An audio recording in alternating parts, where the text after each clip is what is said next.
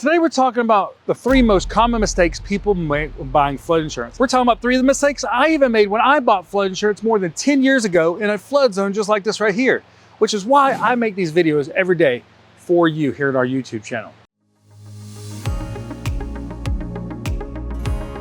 Hi, I'm Chris, the Flood Insurance Guru, and like I mentioned before, I bought a house on a flood zone like this right here many years ago, and I didn't know what I was doing. I was a new homeowner. My bank didn't know what they were doing with it. My real estate company, even the insurance company. We didn't know what questions to ask. We thought everything was the same. And that really was not the fact. In fact, we almost lost the house at the last second because of this.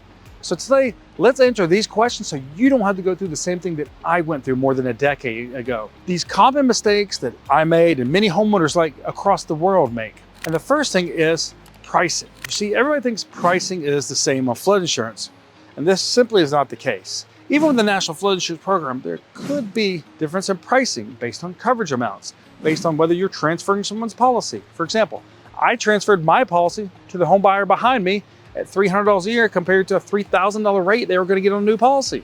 That's a huge difference in pricing. Now on private flood insurance, where pricing can be different with every company, especially based on coverages.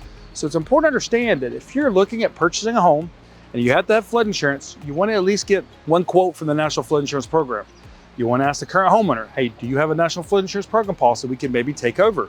They get a rate that's no longer available. Then you want to look at getting 2 or 3 different private flood insurance quotes, like I did when I bought a house. The next common mistake that many people make was not enough coverage. You see, the National Flood Insurance Program only offers coverages up to $250,000 on a building, $100,000 on contents.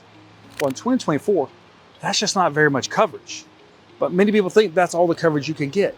Well, in fact, you can also get what's called an excess policy on top of a National Flood Insurance Program policy if you want to get more coverage. Or you could simply take out a private flood insurance policy covering the real replacement cost of your property. Remember, replacement cost is the actual cost it's going to take to rebuild your house if it's totally destroyed. You can click on the corner here and watch our video on replacement cost versus actual cash value, and watch our playlist on flood insurance coverages. But it's important that you understand that on the coverage standpoint so that you don't get to the closing table and you don't have enough coverage to meet your bank's needs, or come claim time, you're extremely disappointed because you got a $15,000 check on a $100,000 policy. Why? Because the right coverages weren't in place.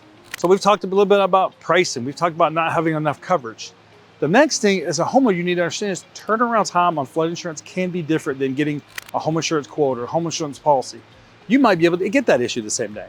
And if you're going through the National Flood Insurance Program, you might be able to get that issued the same day as well. But you may not. You see, sometimes flood zones don't pull correctly for the federal government, even though they're not using them in the ratings anymore. And sometimes they have to do manual determinations. This means it could take up to 24 hours to verify the correct flood zone. You're going to have that for the bank.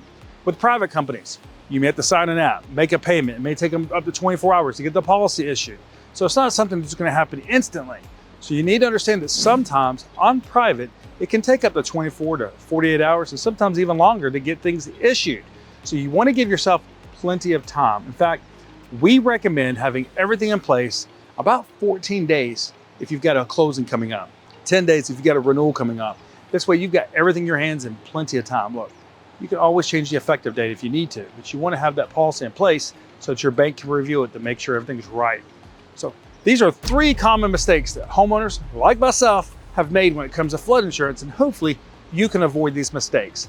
I'm Chris, the Flood Insurance Guru, and I want to say thank you for watching today's video on the most 3 common mistakes that people make when purchasing flood insurance here in 2024. Thank you.